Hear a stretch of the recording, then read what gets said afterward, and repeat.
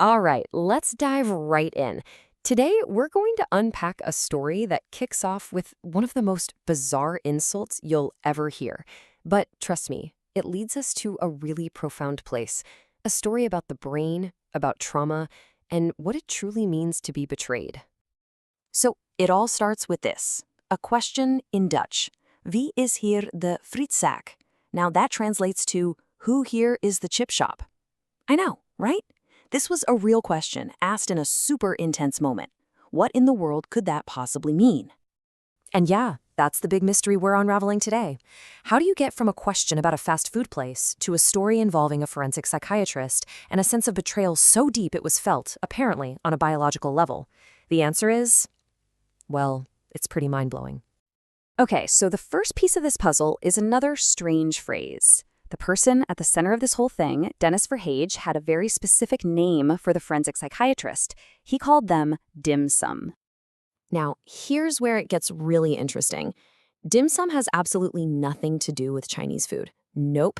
It's an incredibly specific scientific accusation. It means this professional was perceived as totally ignoring a critical part of the brain, the supramedullary nucleus, or SuM for short. So this is the key takeaway here. Calling someone dim sum, at least in this context, isn't just some clever jab. It's a diagnosis. It's an accusation of a massive, catastrophic professional blind spot. The stakes aren't just emotional, they're biological. To really feel the weight of that accusation, we need to get to know the part of the brain at the heart of all this, the SuM. So, meet the main character in our neurobiological drama, the suprachiasmatic nucleus. It might be tiny, but its job in how we see and move through the world, well, it's absolutely huge. You can think of the SuM as a kind of rhythm keeper for the brain. It helps regulate these essential brain waves that are crucial for our sense of space and for making sure the world feels coherent and makes sense. But here's the most important part for our story. It is incredibly sensitive to trauma and stress. When the SuM gets disrupted, it can literally change how your brain processes things as basic as light and color. And this is where the science gets personal. For Dennis Verhage, the source material says that a traumatic event, something called a whiplash-like startle effect, knocked his SuM out of whack. This created a kind of perfect storm inside his brain because this new disruption started to negatively interact with his pre-existing dyslexia, making everything so much harder.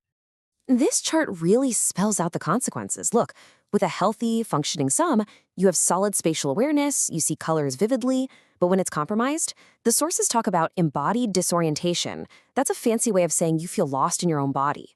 Colors can get distorted, or everything just kind of grays out, and your thoughts can just fall apart. They call them cognitive ball drops. Okay, so now we can start connecting the dots between the brain science and the feeling of betrayal. We're about to zoom out from what's happening inside the brain to the outside forces that, allegedly, made it all so much worse.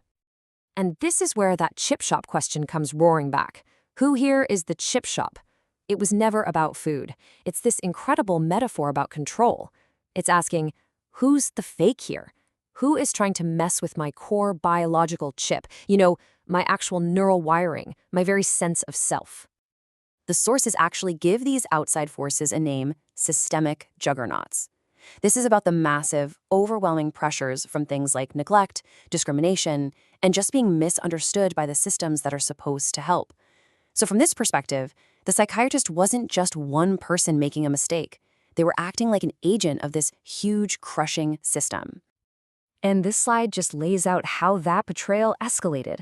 Step 1, the psychiatrist completely misses the real neurobiological problem.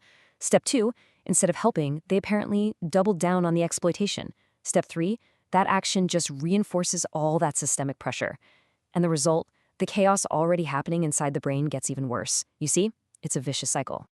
So, when you put all of these pieces together, the brain vulnerability, the systemic pressure, and the professional failure, you end up with a really, really startling conclusion. This is the exact phrase the source material uses to describe what happened. Not a misunderstanding, not a disagreement, a severe, embodied biological assault. Just let that phrase sink in for a moment. And let's be super clear, this isn't meant to be a metaphor. The feeling was that this betrayal was a direct physical attack on the brain itself, on its structure, on its ability to function, on its ability to make sense of the world. And this perceived assault had real, tangible effects.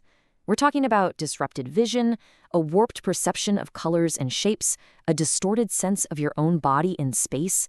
It intensified that cognitive fragmentation we talked about, and could even trigger states of jamais vu. That's the bizarre opposite of déjà vu, where something you know should be familiar suddenly feels totally alien. But the story doesn't just end there, in that state of chaos. In response to all of this, the source material talks about something called prismatic cognition. It's described as a framework, a way of fighting back, really, a method to reclaim and rebuild that core neurobiological integrity that was so damaged. And that leaves us with this one last really powerful question to think about. This whole story reframes betrayal, not just as an emotional wound, but as a potential biological injury, made worse by the systems around us.